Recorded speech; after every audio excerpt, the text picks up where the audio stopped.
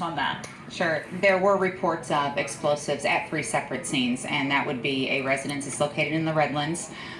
Currently, there are ATF, FBI, and local officers there sweeping with a robot, explosive identification robot, for any devices there in that home. So that location has not been cleared yet.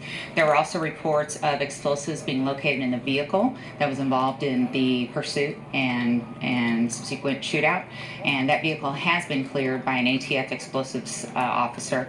And there was also a report of a pipe bomb that was thrown that also was cleared. It was found to be just pipe, no explosive devices at the vehicle.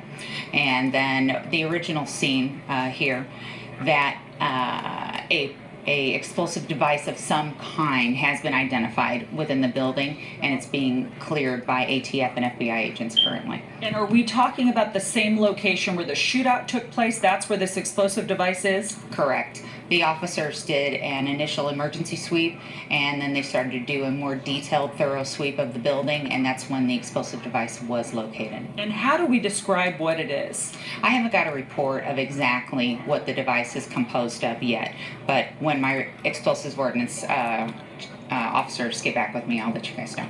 And what does that tell you as a federal agency, that when we have a shootout such as this and then explosives left behind, what does that tell us about the people behind this? Now, these the perpetrators of this crime were very prepared, and were finding devices at the original scene that had been vacated. And then also, when they were stopped and involved in the shootout at the vehicle, they were found to have tactical clothing on. And on that tactical clothing, several magazines full of ammunition were found. So these people had planned out and prepared for a battle. What are you hearing about those suspects? We're hearing a male and a female. Are these young people? I don't have any identifiers on the suspects, but I do know that they are male and female. I don't have ages or names as of yet. One was presumably behind the wheel of the vehicle. I would think so. It was involved in a pursuit, so I would believe so. And it's very detailed because of the possible explosive devices that were in the vehicle. That's why it's a little more slow and detailed in identifying these suspects, because we want to make sure everyone was safe from any possible explosive devices before officers get in and try to identify the suspects. So describe what neighbors may be seeing right now, and we know that they're sheltering in place in Redlands. What is going on? And that location tied to this suspect vehicle? In the Redlands, yes, that is tied to this investigation, and they did secure entry into the residence and are currently sweeping it.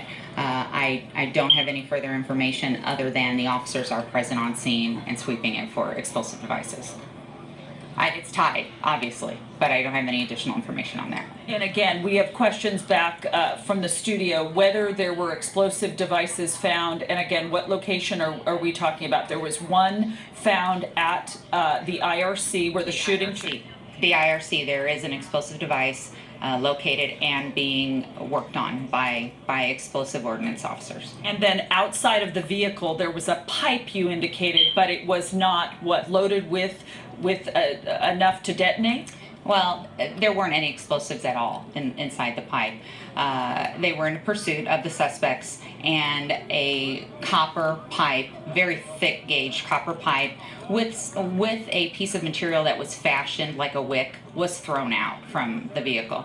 I think that it is probably a safe bet for officers to report that it was similar in appearance to a pipe bomb. And when our explosive ordnance officers got out there, they did find that there were no explosives contained within the pipe, no explosives at all. How many shots are you hearing based on people who've gone through the scene, the original scene? How many shots might have been fired? I don't have any information on that. And in the vehicle, you indicated that there were, assault rifles located as well as handguns? Go over that. Yes, in the vehicle where both deceased suspects were located, each suspect had a long gun and a pistol, a handgun, on their person. So each suspect had a long gun, a pistol, tactical type clothing that was loaded with magazines, extra magazines for a gunfight. And when you describe tactical clothing, that's armored vests?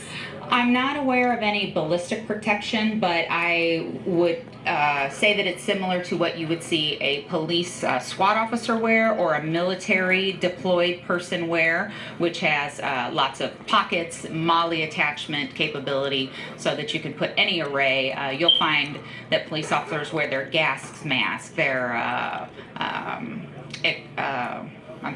extra magazines, any type of equipment that they may need, extra flex cuffs, handcuffs for any number of suspects. So, And a magazine, how many magazines do you think were in that vehicle or on these two suspects? And how many capable of firing how many rounds? I don't have any information on that, and right now we're not focusing on that. We're focusing on those firearms because each firearm is going to tell us a story. Each firearm has a serial number, and we are in the process of an urgent trace, which means that is our highest priority right now, is running those serial numbers on all 4 of those guns. They're going to tell us who the last legal purchaser of that firearm was.